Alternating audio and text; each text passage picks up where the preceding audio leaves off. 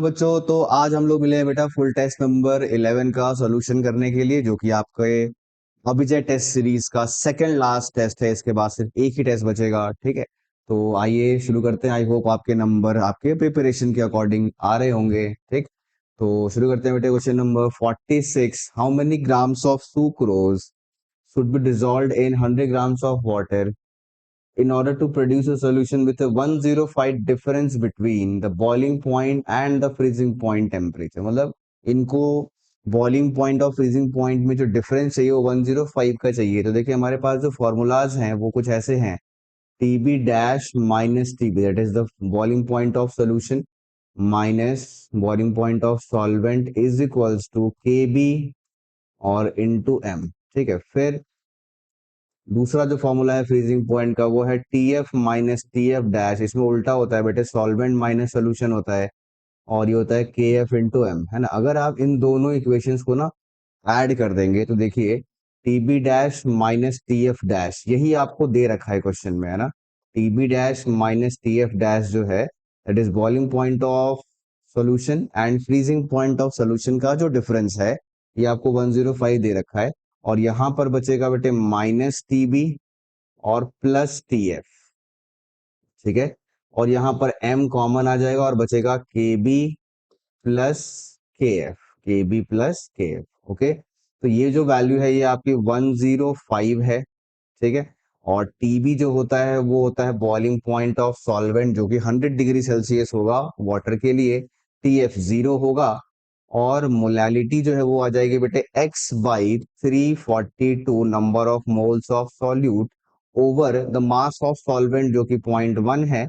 और Kb और Kf दोनों की वैल्यू आपको दे रखी है 1.86 और प्लस में 0.51। ठीक है, तो इस इक्वेशन को आप सॉल्व करेंगे और आपको x की वैल्यू मिल जाएगी। ठीक है, जिसका आंसर है बेटे 72 ग्राम। ओके, नेक्स्ट AB3 है, सुक्रोज है, दो चीजें हैं बेटे। If osmotic pressure of AB3 and sucrose is this and this, the fraction of AB3 dissociate, मतलब इसमें आपको अल्फा पूछ रहा है। ठीक है, इसका मतलब क्या, AB3 डिसोसिएट कर रहा है तो पहले हम लोग उसका आई फैक्टर निकाल लेंगे, बिकॉज पाई के फॉर्मूला में आई होता है, pi is equals to I C R T होता है बेटा ना, आई सी आर टी होता है। ओके, तो इनिशियली अगर ये 1 है, बाद में ये 1 माइनस अल्फा हो जाएगा, ये अल्फा हो जाएगा और ये 3 अल्फा हो जाएगा। तो आई की वैल्यू आपको दिख रही है साफ साफ, सभी को ऐड कर देंगे तो 1 प्लस 3 अल्फा हो जाएगा। ठीक है, अब क्या करना है, ऑस्मोटिक प्रेशर जो है वो आपका पहले वाले सोल्यूशन का क्या है, पॉइंट AB3 का 0.72 है और इसका क्या है 0.24। तो आप एक चीज देख पा रहे हैं क्या, ये इसका 3 टाइम्स है ना, और कंसंट्रेशन सेम है, टेम्परेचर सेम है। इसका मतलब इन दोनों के आई में जो डिफरेंस होगा वो 3 टाइम्स का डिफरेंस होगा। इट मींस ये हुआ कि सुक्रोज का आई अगर 1 है तो AB3 का आई जो है वो 3 होगा, बिकॉज ये 3 टाइम्स का डिफरेंस शो कर रहा है। ठीक है, तो अगर AB3 का आई 3 है तो इसका मतलब 1 प्लस 3 अल्फा जो है वो 3 के इक्वल है।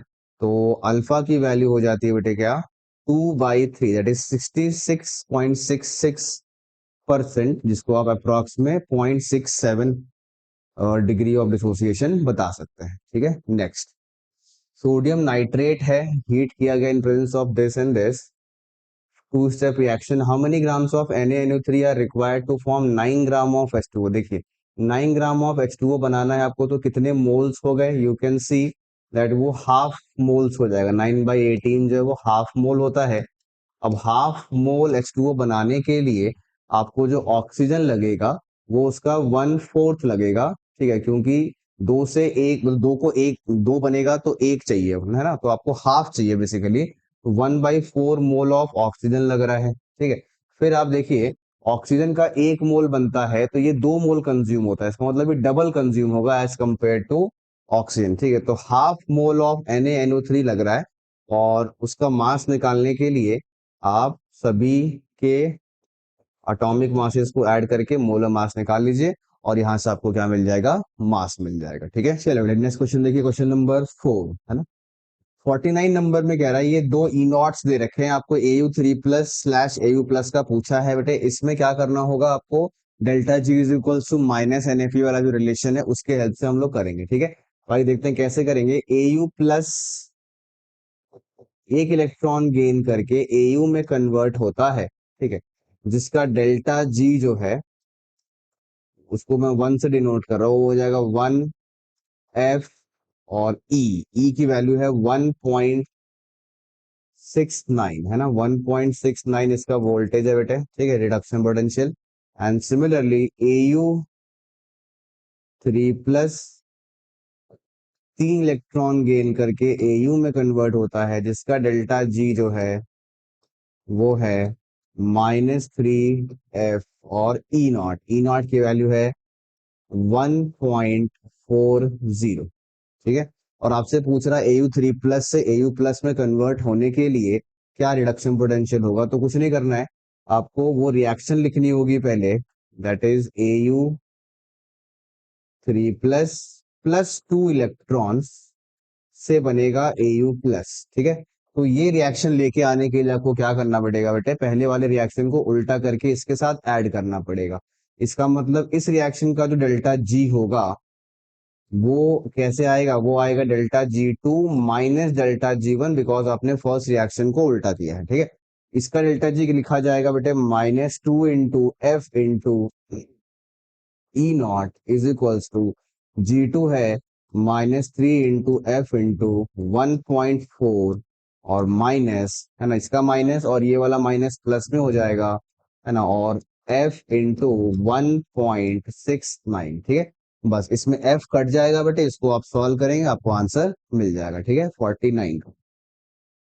चलिए नेक्स्ट 50, इतना कूलम इलेक्ट्रिसिटी भेजा गया है, डिपॉजिटेड इतना gram of metal with atomic mass इतना, तो charge on the metal cation, देखिए ये जो नंबर ऑफ कूलम्स आप देख रहे हैं, ठीक है, इस नंबर ऑफ कूलम से आप क्या निकाल सकते हैं कि how many Faraday's it has, ठीक है, बिकॉज लॉ ये कहता है कि 1 फैराडे चार्ज से 1 इक्विवेलेंट जो है वो सब्सटेंस जमा होता है, ठीक है, डिपॉजिट होता है।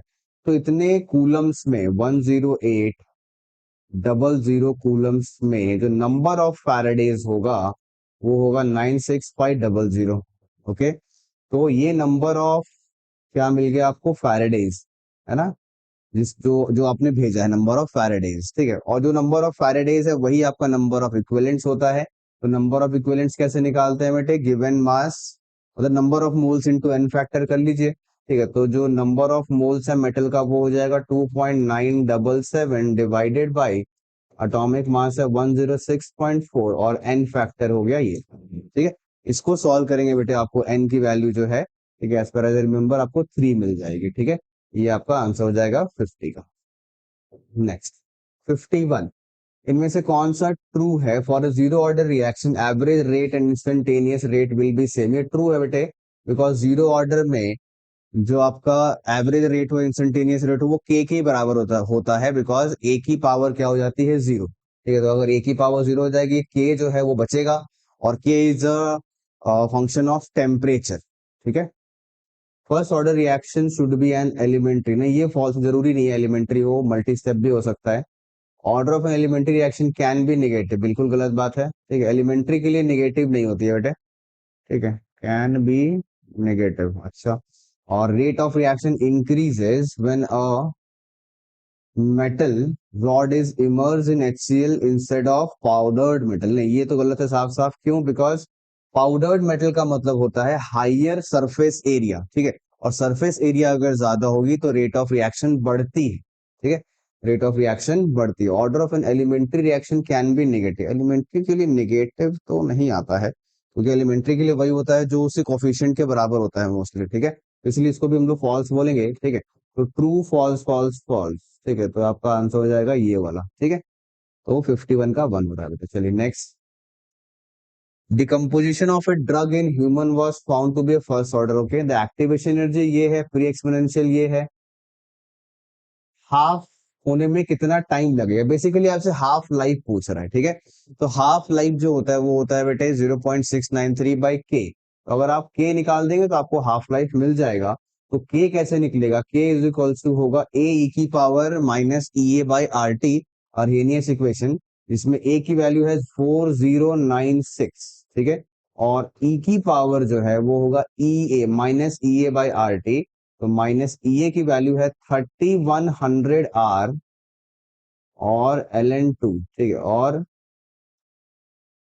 ई हो गया R, और टेम्परेचर है बेटे कितना 310। और देखते हैं क्या क्या कैंसिल होगा। ये और ये कट जाएगा, ओके, ये कट जाएगा इसके साथ, ओके, ठीक है, और 31 से 31 कटेगा बेटे, ठीक है, तो बचेगा ई की पावर -10 ln2, ठीक है। ई की पावर -10 ln2 को मैं ऐसे लिखूंगा, ई की पावर 2 की पावर ई ln2 की पावर -10, ठीक है, ई ln2 की पावर -10, मतलब ये जो -10 था मैंने ये ln के 2 में पावर में दे दिया, ठीक है। अब एक फॉर्मूला होता है, ई की पावर है अगर आपका ln x, ठीक है, तो आंसर होता है बेटे x, ठीक है, ई की पावर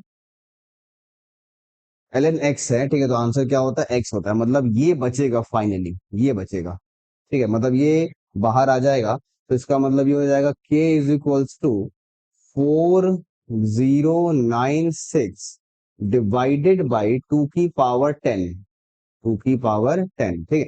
और 2 की पावर 10 को आप कैसे सॉल्व कर सकते हैं, तो इजी है, 2 की पावर 5, 2 की पावर 5 कर दीजिए, ठीक है, 2 की पावर 4 जो है वो 16 होता है, 16 × 2 हो जाएगा 32, और ये भी हो जाएगा आपका 32, है ना। तो 32 × 32 यहाँ पर पुट कर देंगे, ठीक है, और के के लिए सॉल्व कर लेंगे, और के का जो यूनिट आएगा वो आवर इनवर्स आएगा, आवर इनवर्स है।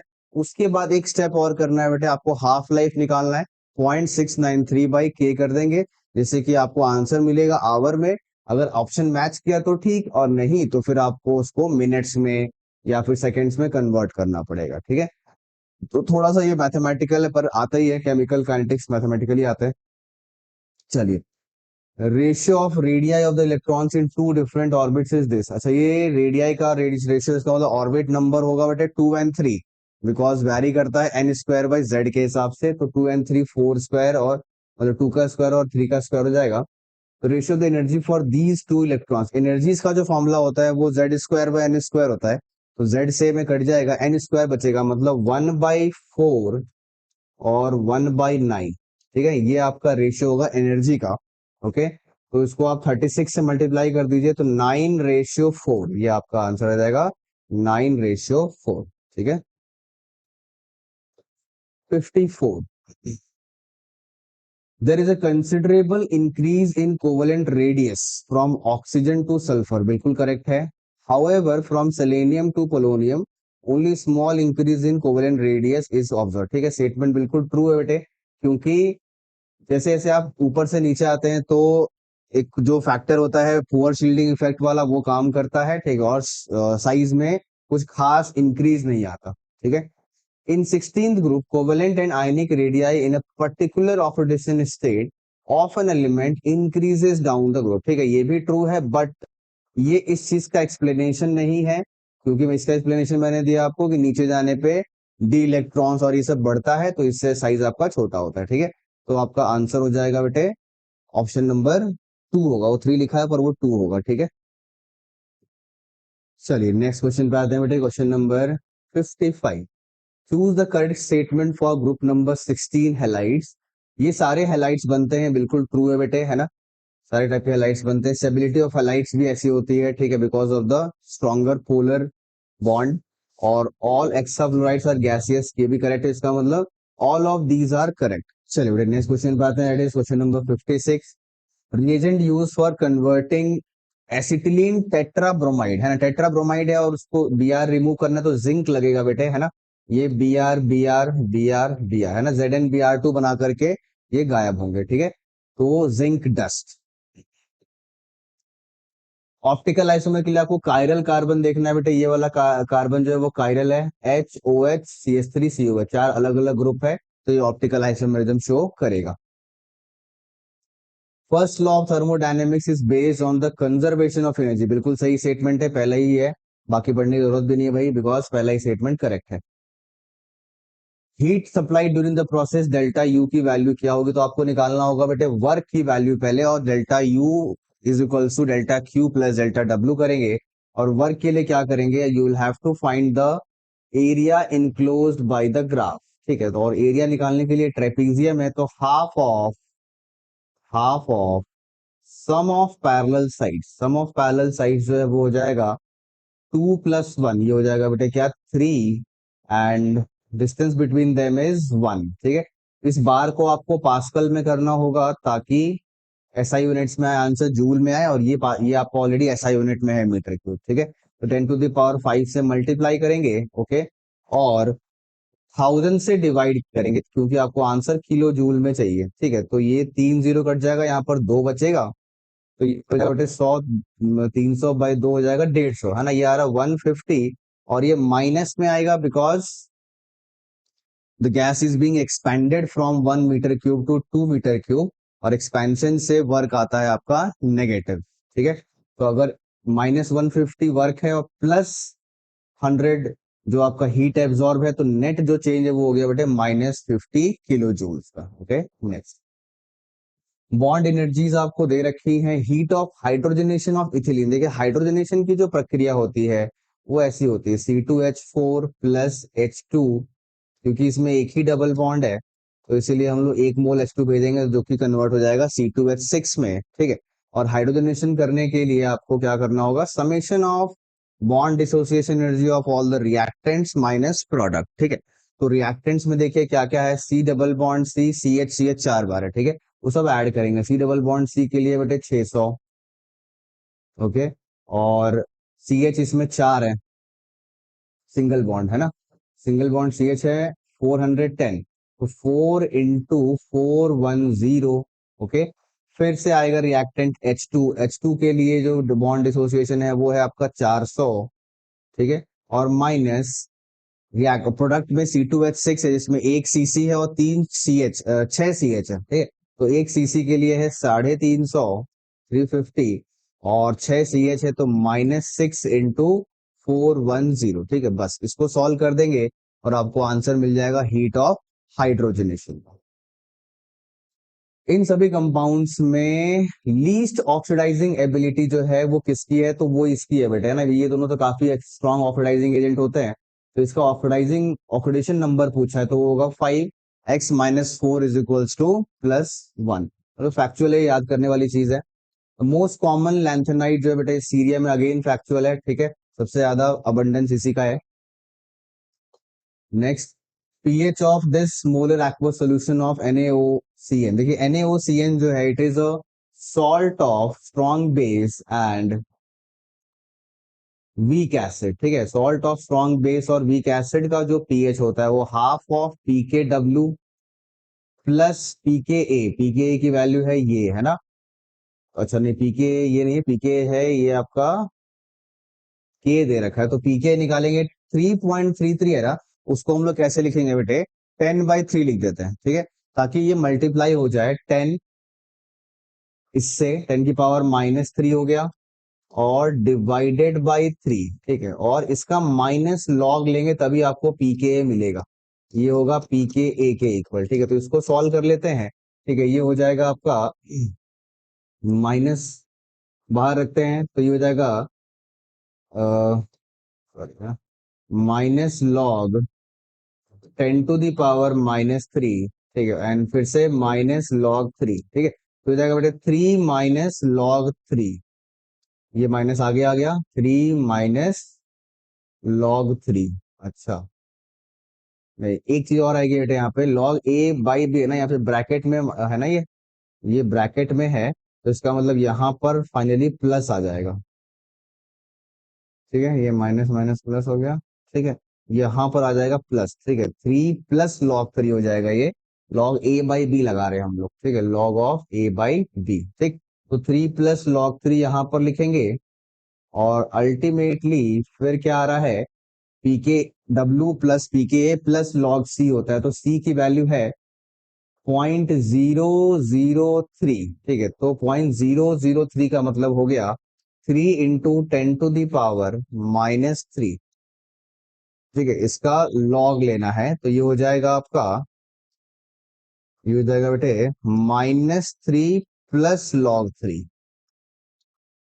ठीक है। यहां पर पुट करेंगे तो -3 और प्लस log 3, ठीक है। तो ये -3 + 3 कट जाएगा। log 3 की वैल्यू 2 बार है तो ये आपको डबल कर देंगे 0.94, है ना। और 14 + 0.94 डिवाइड बाई 2 करेंगे आपका, ये आपका 7 पॉइंट समथिंग समथिंग में ये आएगा, ठीक है। 7.4 या 7.5 एग्जैक्ट आप कैलकुलेट कर लेंगे बेटे, ठीक है। Next, not increase the extent of the following reaction, इसमें से किसमें से फॉरवर्ड नहीं जाएगा। अगर मैं NH3 को इंक्रीज करता हूँ, रिएक्टेंट इंक्रीज करने पे रिएक्शन फॉरवर्ड जाती है। वाटर इंक्रीज करेंगे तब भी फॉरवर्ड जाएगी, बिकॉज H2O जो है वो आपका लेफ्ट साइड में है, ठीक है। और डाइल्यूशन से आपका डिसोसिएशन बढ़ता भी है, ठीक। Addition of HCl, HCl add करने से भी फॉरवर्ड जाएगा, बिकॉज HCl जो है वो इस चीज को कंज्यूम कर लेगा, OH- को, और रिएक्शन चली जाएगी फॉरवर्ड, ठीक है। एडिशन ऑफ NaOH, इससे रिएक्शन बैकवर्ड चली जाएगी बेटे, यही आंसर हो जाएगा आपका, बिकॉज आप OH- ऐड कर रहे हैं। नेक्स्ट, पीएच जो है वो 10 है इस सॉल्यूशन का, इतनी KSP वैल्यू है, but the concentration of Ba2+, देखिए जो KSP है BaOH होल ट्वाइस का, वो है 5 × 10⁻³ है ना। और ये लिखा जाएगा concentration of Ba+ into concentration of OH- का स्क्वायर, ठीक है। तो OH- की जो कंसंट्रेशन है ये हो जाएगी आपकी 10⁻⁻10, ठीक है। क्योंकि सॉरी, वो तो H+ का हो जाएगा। पीएच अगर 10 है तो POH जो है बेटे वो हो जाएगा आपका 4, है ना। POH 4 हो गया, तो OH- हो जाएगा 10⁻⁻4 का स्क्वायर। तो ये 13 और ये 8, मतलब बचेगा क्या, 5। तो 5 × 10⁻⁻5 ये आपका आंसर हो जाएगा, ओके। चलिए नेक्स्ट क्वेश्चन पे आते हैं बेटे, क्वेश्चन नंबर 21। IUPAC नेम पूछा गया इसका, तो देखिए क्या है, ऑक्सीडेशन नंबर निकाल लीजिए पहले। ये +3 है, ये -5 है, और कार्बोनिल 0 होता है तो ये +2 आ जाएगा। 2 वाले ऐसे ऑप्शन 2 हैं। फिर पोटेशियम है, और ये आपका कार्बोनिल है, ये आपका साइनो है। तो कार्बोनिल और साइनो में अल्फाबेटिकल ऑर्डर हम लोग देंगे प्रेफरेंस। तो कार्बोनिल पहले आएगा बेटा, है ना। पेंटा वाला पी कंसिडर नहीं करते, प्रीफिक्स वाले नहीं करते हैं, ठीक है। Find the incorrect matching, incorrect matching इसमें पहला वाला बिल्कुल करेक्ट है बेटे, है ना। हम्म, उसके बाद जो दूसरा वाला है, ठीक है, ये आपका है COOH-3, इसका मतलब कोबाल्ट का ऑक्सीडेशन नंबर +3 है, और +3 का मतलब हो गया 3D6। और ऑक्सलेट जो है वो एक आपका स्ट्रॉन्ग लिगेंड है। तो ये स्ट्रॉन्ग लिगेंड जो है बेटे वो इनर डी ऑर्बिटल कॉम्प्लेक्स बनाएगा, मतलब D2sp3, ठीक है। तो यही वाला आपका रॉन्ग है बेटे, इनकरेक्ट मैच है ये, ठीक है। ये वाला बाकी दोनों करेक्ट होगा फिर, ठीक है। चलिए next,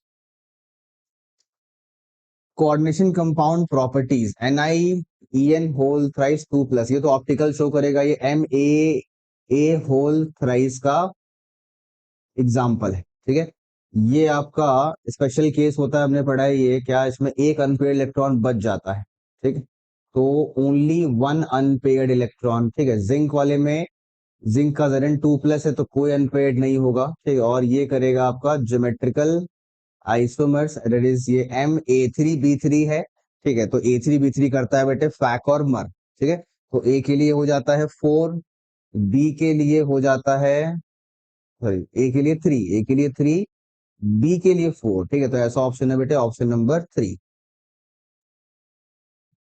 in the complex this, अगर दो A को रिप्लेस किया गया ए टाइप ऑफ लिगेंड से, ठीक है, तो which only one product will be formed from which of the isomers only one product will be formed and A is symmetrical bidentate ligand, है ना।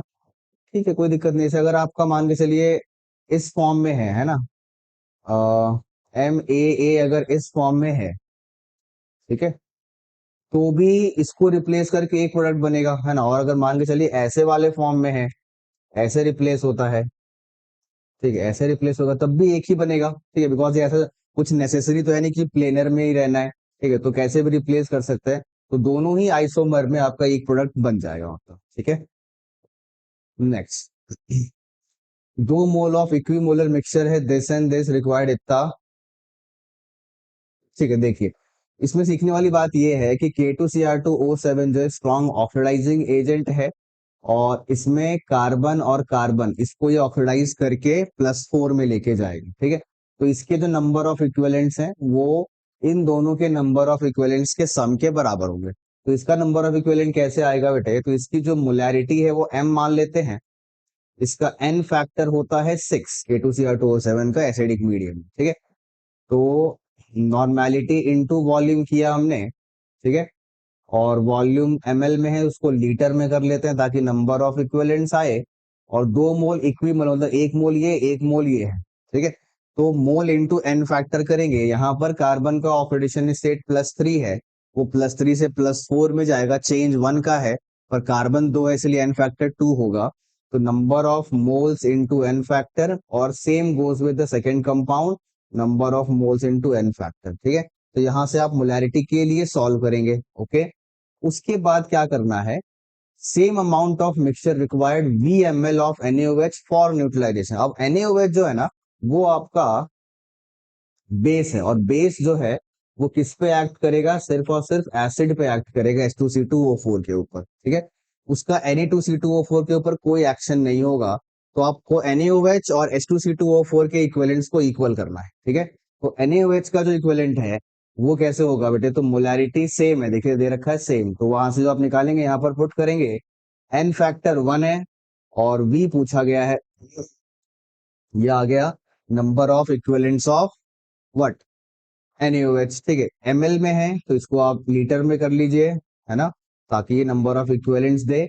और H2C2O4 का मोल 1 था और इसका n फैक्टर कितना होगा 2, लेकिन फॉर डिफरेंट रीजन, बिकॉज ये बेस है तो ये एसिड की तरह बिहेव करेगा, और ये एसिड जो है वो 2H+ रिलीज करता है बेटे। यहाँ पर रीजन अलग था 2 होने का, और यहाँ पर रीजन अलग है, ठीक है। बस यहाँ पे m निकाल करके यहाँ पर पुट करेंगे और v के लिए सॉल्व कर देंगे, आपको आंसर मिल जाएगा, ठीक है। तो ये काफी कंसेप्चुअल क्वेश्चन था। चलिए नेक्स्ट, कार्बोनेट आयन है, कार्बोनेट आयन जो है वो एफरवेसेंस करता है, CO2 देगा, ठीक है। तो ये हो जाएगा बेटे आपका A के लिए 4। सल्फाइड आयन रॉटन एग स्मेल देता है, H2S रॉटन एग स्मेल है, ऑप्शन में नहीं है। दूसरा है ये लेड एसीटेट पेपर को ब्लैक कर देता है, बिकॉज वो PBS बनता है बेटे, PBS ब्लैक कलर का होता है। और SO2 जो है वो यहाँ से निकलती है गैस, और वो SO2 जो है वो डाइक्रोमेट के कलर को चेंज कर देती है, बिकॉज डाइक्रोमेट ऑक्सीडाइजिंग है, वो सल्फर के +4 को +6 में लेके जाता है, ठीक है।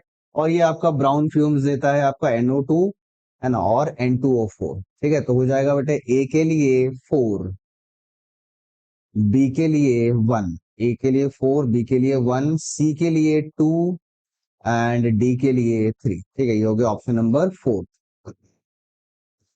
ब्लड रेड कलर जो होता है बेटे Fe3+ होता है HCN के साथ, और FeHCN होल थ्राइस बन के ब्लड रेड कलर आता है ये आपका, और उसमें है प्रैक्टिकल ऑर्गेनिक केमिस्ट्री में। How many products will be obtain including all isomer, सारे आइसोमर बनाने हैं बेटे, तो पहले हम लोग स्ट्रक्चरल बना के देख लेते हैं, लास्ट में फिर आपको ऑप्टिकल चेक कर लेंगे, ठीक है, क्योंकि ज्योमेट्रिकल यहाँ पर होगा नहीं। तो अगर मैं Br लगाऊं, सिंगल लगाना है, 1 2 3, ये तीनों पोजीशन में कहीं भी लगा दूं वो एक ही कंपाउंड काउंट होगा, तो पहले तो एक वो बन गया, ठीक है। और क्या यहाँ Br लगाने पे कोई कायरल हो रहा है ये भी चेक कर लेते हैं। अगर मैं Br यहाँ लगा दूं तो ये वाला कार्बन कायरल नहीं होगा, बिकॉज CH3 सेम ग्रुप हो जाएगा, ठीक है। ये भी कायरल नहीं है, H और H हो जाएगा, ये भी कायरल नहीं है, CH3 हो जाएगा, ठीक है। तो उस वाले केस में कोई भी कायरल नहीं हो रहा है, ओके। अब यहाँ लग नहीं पाएगा, है ना, सेकंड केस देख रहे हैं, यहाँ लगा दिया हमने, यहाँ लग नहीं पाएगा, तो अब यहाँ लगाएंगे, यहाँ लगाएंगे अगर आप Br, तो ये आपका कायरल भी होगा, क्योंकि यहाँ पर देखिए H एक हो गया, Br ये वाला ग्रुप, ये वाला ग्रुप, तो कायरल हो गया, इसका मतलब इसके होंगे 2 फॉर्म, ठीक है। फिर लगाते हैं बेटे कहाँ पर, अगर मैं यहाँ लगा दूं, ठीक है, तो ये कायरल होगा क्या, नहीं कायरल तो नहीं होगा, क्योंकि CH3 सेम हो जाएगा, लेकिन एक आइसोमर काउंट हो जाएगा, ठीक है। अच्छा अगर मैं यहाँ लगा देता हूँ Br, ठीक है, तो यहाँ लगाऊं चाहे यहाँ लगाऊं बात एक ही पड़ेगी, और उसके साथ में ये कायरल भी हो जाएगा, बिकॉज ये CH3 है और ये आपका CH2Br हो जाएगा, ठीक है, एक ये ग्रुप और एक H, तो ये कायरल हो गया, इसका मतलब ये हो गया इसमें 2 फॉर्म, ठीक है। तो टोटल नंबर ऑफ फॉर्म जो आ रहे हैं बेटे वो आ रहे हैं 6, तो टोटल इसके isomer including optical and structural वो है आपका 6, ठीक है। Among the following the homocyclic aromatic compound, aromatic के लिए कंडीशंस आपको पता है बेटे, प्लेनर होना चाहिए, रिंग कॉन्जुगेशन कंप्लीट होनी चाहिए ना, और 4n+2 पाई इलेक्ट्रॉन्स। तो ये तो एंटी एरोमेटिक है। होमोसाइक्लिक बोल रहा है तो ये भी नहीं होगा, एरोमेटिक तो है पर ये हेट्रोसाइक्लिक है। ठीक है, ये आपका होमोसाइक्लिक है और 2 2 4 2 6 10 इलेक्ट्रॉन भी है, ये आपका एरोमेटिक है। ये नहीं होगा बेटे बिकॉज यहाँ पर जो है ये आउट ऑफ प्लेन हो जाता है। तो इवन if फुल कॉन्जुगेशन है, नंबर ऑफ पाई इलेक्ट्रॉन्स भी 10 है, ठीक है, बट ये वाला पोजीशन और ये वाला पोजीशन जो है वो आउट ऑफ द प्लेन होता है, above and below the plane होता है because of the steric reasons. ठीक है, इसकी वजह से ये दिखता है एरोमेटिक पर ये एरोमेटिक होता नहीं है। ठीक है, option number 3। Tertiary butyl methyl methyl ether on heating with, अच्छा टर्शरी ब्यूटाइल है, मिथाइल है, ठीक है, ईथर है, ठीक है। तो इसका जो स्ट्रक्चर बनेगा बेटे वो कुछ ऐसा बन जाएगा,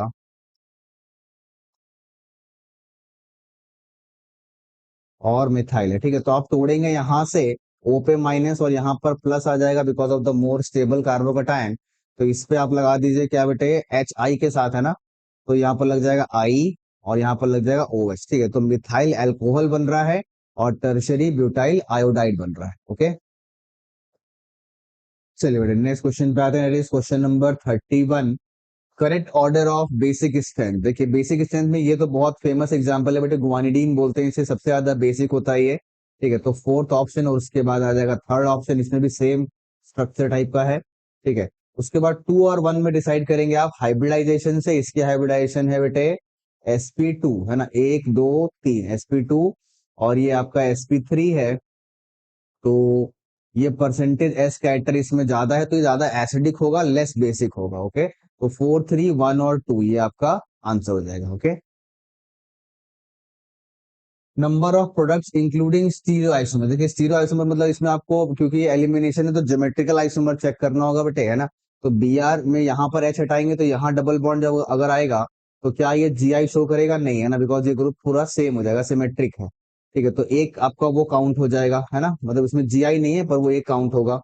फिर अगर आप यहाँ से Br और इसी वाले पोजीशन से अगर आप हटा दें H, ठीक है, तो यहाँ पर डबल बॉन्ड लग जाएगा, इसमें भी कोई Gi नहीं है तो इसमें भी एक ही काउंट होगा। यहां से Br और यहां से आपका H हटा दें, ठीक है, तो यहाँ डबल बॉन्ड लगेगा, इसमें Gi होगा बेटे, CH3H, है ना, और ये आपका बेंजाइल, रिंग बेंजाइल मतलब साइक्लो हेक्सेन और एक H। ठीक है, तो इसमें Gi शो करेगा, तो इसमें बन जाएगा दो फॉर्म, है ना, सिस एंड ट्रांस। ठीक है, तो total number of stereo isomer जो बन रहे वो बन रहे 4। इसमें आपको क्या करना है बेटे, ब्रेक करेंगे कहाँ से, ऑब्वियसली यहाँ से ब्रेक होगा नहीं, यहाँ पर आपका डबल बॉन्ड कैरेक्टरिस्टिक है तो O माइनस और CH3 प्लस। तो O माइनस का मतलब होगा OH लग जाएगा यहाँ पे, ठीक है, और CH3Br लग जाएगा बेटा। CO2 भेजेंगे, ठीक है, तो क्या होगा, CO2 भेजने से वो कन्वर्ट हो जाएगा COOH में, ठीक है, और हाइड्रोलिसिस करने पे, और फिर आप एस्पिरिन बना लेंगे, ये Cl हटा करके HCl हटा करके, तो वहां पर एसिटिलेशन करा करके आप एस्पिरिन बना लेंगे। ठीक है, next, consider the given carboxylic acids. Ka1 और Ka2 का ऑर्डर पूछा है, तो Ka1 के लिए आपको क्या करना है, सबका H+ निकाल दीजिए और देखिए सबसे ज्यादा स्टेबल कौन सा है। तो अगर मैं इसका निकाल देता हूं, इसका निकाल देता हूं, ठीक है, इसका रिमूव कर दिया, ये रिमूव कर दिया, ये रिमूव कर दिया, ठीक है, तो देखो सबसे ज्यादा स्टेबल ये होगा क्योंकि COOH का जो -I इफेक्ट है वो सबसे नजदीक है, तो सबसे ज्यादा इसको स्टेबिलाईज करेगा। ठीक है, तो सबसे ज्यादा स्टेबिलाईज करेगा। तो 1 हो गया, 1 के बाद शॉर्टर डिस्टेंस पे है 3, बिकॉज ये थोड़ा सा दूर पड़ रहा है। ठीक है, तो 1 3 हो जाएगा, और फिर 2 और लास्ट में 4, तो 1 3 2 4, 1 3 2 4, ये रहा बेटे, है ना, K1। और इकलौता ऐसा ऑप्शन है, K2 के लिए बता दूं जस्ट रिवर्स ऑर्डर हो जाएगा, बिकॉज जो जितना ज्यादा अनस्टेबल बना, जैसे फोर्थ काफी ज्यादा अनस्टेबल हुआ, ठीक है, तो इसका मतलब क्या, उससे H+ निकालना सबसे ज्यादा डिफिकल्ट है सेकंड वाला, बिकॉज ऑलरेडी वो काफी ज्यादा अनस्टेबल है। ठीक है, next, second species is smaller than that of the first species. तो इसका आंसर होगा बेटे ऑप्शन नंबर 3, क्योंकि N3- में 3 इलेक्ट्रॉन है, ठीक है, बट एल्यूमिनियम जो है ये आपका इसमें पीरियड ही ज्यादा है, ठीक है, ये पीरियड नंबर इसका ज्यादा है बेटे, ठीक है, तो इसीलिए सेकंड स्पीसीज जो है वो आपका पहली वाली स्पीसीज से क्या होगा, स्मॉलर होगा, ठीक है, सेकंड, हाँ ठीक है, ऑप्शन नंबर 3। नेक्स्ट सीक्वेंस बताना है, पैरा था, डाया हो गया, फिर पैरा हो गया, फिर डाया हो गया। तो ऑक्सीजन में जो सिंपल ऑक्सीजन होता है, ठीक है, O2 जो होता है वो आपका पैरा होता है, O2 प्लस भी पैरा है, ठीक है, तो ऑप्शन नंबर अगर आप 2 देखें बेटे, क्योंकि ये तो डाया हो जाएगा, ठीक है, O2 प्लस में क्या है, O2 प्लस में नॉर्मली O2 में 2 अनपेयर्ड होते हैं, okay, anti bonding P orbitals में एक इलेक्ट्रॉन निकाल दिए, पैरा है वो, ठीक है, पैरा है, बिल्कुल सही, ठीक। उसके बाद O2 में 2 अनपेयर्ड, 2 इलेक्ट्रॉन डाल दिया आपने, डाया हो गया, ठीक है, तो पैरा से डाया, फिर एक इलेक्ट्रॉन निकाल दिया, फिर वो पैरा हो गया बिकॉज एक अनपेयर्ड बच जाएगा, और फिर डाया हो गया बिकॉज उसमें 2 इलेक्ट्रॉन आपने मोनोटॉमिक में डाले हुए हैं, ठीक है, तो ऑप्शन नंबर 2 जो है वो इस सीक्वेंस को फॉलो करता है, ठीक है। 83, bond length as well as bond energy, ठीक है, तो बॉन्ड लेंथ और बॉन्ड एनर्जी दोनों ही जो वीकर होती है, कम होती है, वो होती है बेटे फर्स्ट वाले ऑप्शन में। देखो पहले रीजन तो साइज है, ठीक है, बॉन्ड लेंथ का, एफ का, है ना, और जो बॉन्ड एनर्जी का है वो है लोन पेयर का रिपल्शन, ठीक है, तो ये दोनों ही कम होता है F2 में as compare to Cl2। Both planar and non planar bonds किसके अंदर होंगे बेटे, प्लेनर भी चाहिए, अच्छा प्लेनर नहीं सॉरी, पोलर चाहिए और नॉन पोलर बॉन्ड चाहिए, ठीक है, तो पोलर और नॉन पोलर जो है ये मिलेगा आपको N2H4 में, है ना, N2H4 जो होता है वो ऐसे एग्जिस्ट करता है बेटे, NNHHHH, ठीक है, तो देखो ये वाला जो बॉन्ड है ये आपका नॉन पोलर है, और बाकी NH बॉन्ड जो है वो आपके पोलर है, ठीक है, और बाकी सभी में आपको सिर्फ और सिर्फ पोलर बॉन्ड्स मिलेंगे, ठीक है। एक्सेस Br2 भेजे हैं तो NH2, क्योंकि ऑर्थो पैरा डायरेक्टिंग है बेटे, यहाँ पर Br लग जाएगा, ओके, क्योंकि पैरा ब्लॉक्ड है, ठीक है, और एक्सेस में भेजेंगे तो दोनों जगह लगेगा। फिर डाई एजोटाइजेशन कर रहे हैं और रेड्यूसिंग एजेंट है, इसका मतलब ये N2 प्लस Cl माइनस में कन्वर्ट होगा और बाद में H से रिमूव हो जाएगा, ठीक है, तो ऐसा ऑप्शन देखिए बेटे, ये रहा बेटा ऑप्शन नंबर 4। नेक्स्ट आते हैं 86 पे, 2 ब्रोमो प्रोपेन है, अल्कोहलिक एजीसी, अल्कोहलिक एजीसी ध्यान रखेंगे वो आपका आइसोसाइनाइड बनाता है, साइनाइड नहीं बनाता है, और फिर रेड्यूस करके उसको हम लोग CH2NH2 में कन्वर्ट करेंगे, तो देखते हैं क्या होगा, ब्रोमो प्रोपेन है ना, तो यहाँ पर Br था, यहाँ पर क्या लग जाएगा बेटे, NC लग जाएगा, ठीक है, NC लग गया, और फिर बाद में क्या हो गया, NH2 हो गया ये, और ये आपका CH3 हो गया, ठीक है, ये डबल बॉन्ड्स वगैरह गायब हो गए, ठीक है, तो ये प्रोपेन का डेरिवेटिव होगा, N पे मिथाइल है, ठीक है, तो N पे मिथाइल है, प्रोपेन अमाइन, ठीक है, N पे मिथाइल है, प्रोपेन 2 अमाइन, है ना, ये आपका ऑप्शन नंबर 3 हो जाएगा बेटा, ठीक है। नेक्स्ट प्रोपीन है, Cl2 डाला गया है बेटे, तो Cl2 जो है वो बनाता है आपका, मतलब प्रोपीन में एलाइल पोजीशन पे ऐड हो जाएगा, ठीक है, Cl, एंड और फिर NH3 भेज रहे हैं तो HCl बना के निकल जाएगा, यहाँ पर NH2 बच जाएगा, तो बन जाएगा अलाइल अमाइन, ठीक है, अलाइल अमाइन जो है ऐसा ऑप्शन आपका ऑप्शन नंबर 1 है, ठीक है। Next naturally occurring isotope of carbon, carbon के 2 आइसोटोप एग्जिस्ट करते हैं बेटे नेचुरली, कार्बन 12 एंड 14, ठीक है, 14 जो है वो लेस अबंडेंट होता है पर वो नेचुरली एग्जिस्ट करता है, और 14 इसमें ऑप्शन में नहीं है, 13 और 15 है, तो ये सिर्फ और सिर्फ कौन सा होगा बेटे, कार्बन नंबर 12। इनकरेक्ट स्टेटमेंट कौन सा इसके अंदर, तो सेलुलोज एंड अमाइलोज है 1,4 सही है, lactose contains beta galactose and beta, ये भी सही है, माल्टोज एंड सुक्रोज है 1,4, नहीं ये गलत है बेटे, माल्टोज में 1,4 है, सुक्रोज में 1,2 होता है, ठीक है, तो ये वाला आपका ऑप्शन रॉन्ग, ठीक है। Next deficiency of vitamin B1 causes the disease, ये वेरी वेरी डिजीज होती है बेटे, ये तो याद करने वाली चीज है, फैक्चुअल है, ठीक है, तो बस इसी के साथ हमने फुल टेस्ट नंबर 11 का डिस्कशन कर लिया कंप्लीट, ठीक है, तो आई होप बहुत सारे क्वेश्चन आपके सही हुए होंगे बेटे, तो अब हम लोग मिलेंगे नेक्स्ट टेस्ट में जो कि आपका फाइनल टेस्ट होगा, सभी को रिजल्ट्स के लिए best of luck, okay, thank you.